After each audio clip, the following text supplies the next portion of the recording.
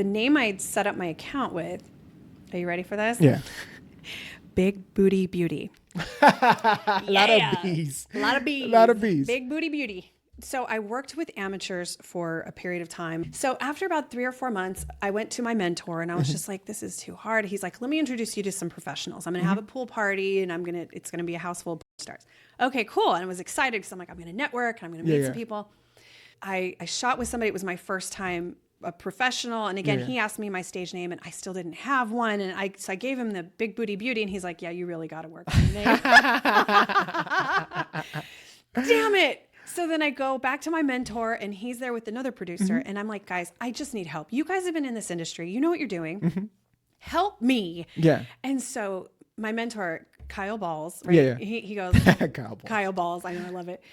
So he's just like, well, I don't know. You know, you're I guess you're a BBW, but you're not really a BBW. You know, you're just thick. And I was like, how about Amanda Thickk? And their faces, they both just went, and I was like, that was the one. People think it's so intricate, like some intricate processes. Really, it's not. It's just like, okay. And then you just. I'm just glad you're not Franklin Boots. Yeah. That would have been bad. That would have been bad. It would have been good for the awards, though. I mean, knocking boots? I don't know. I guess people would try and figure out where it came Boots from. is to me just too cattish. And it was a cat. My cat was named Boots. I guessed it. Yeah, I think everybody would guess. Yeah, no. That's how, after that is when I had to start emailing because I wanted to continue to do it. It was so easy. You know, it was easy money. And the scene was easy. You know, it was my first time and I knocked it out. It was pretty good. So then it was emailing and finding out different sites. But there was no Twitter. There was no Instagram. So there was nobody to communicate with. You had to literally find them. So I was picking up magazines. And in the magazines, they had the addresses to some of these companies. And I would write them. Wow. And some of the girls, the girls would have like letters too. And I would write them too. Yeah.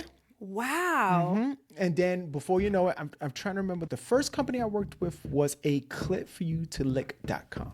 Doesn't exist anymore. And it was a BBW who ran it. And she was like, hey, I like your look. And then I showed her pictures from that scene that I did. And she was like, yeah, I can use you. And then you're Puerto Rican, I can use you because most of her performers were African-American.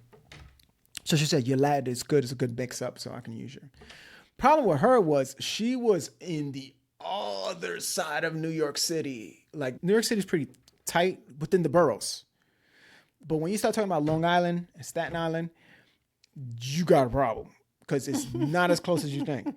So she was in Green Acres. Green Acres is the border of Queens and Long Island. Okay. I live in the Bronx.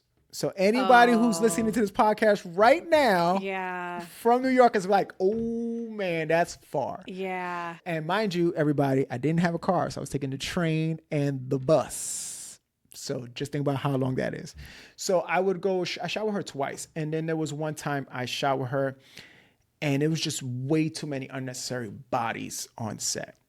Like What were they doing there? They were just there.